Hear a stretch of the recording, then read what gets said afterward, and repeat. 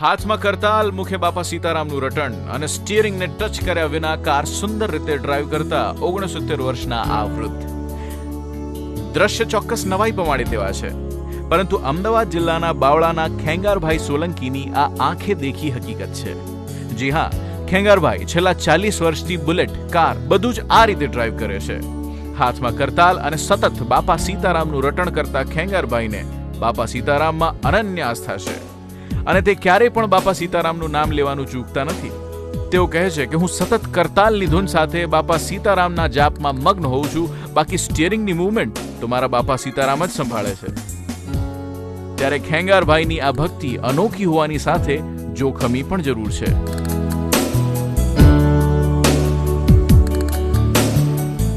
team Ahmedabad, દિવ્યભાસ્કર.com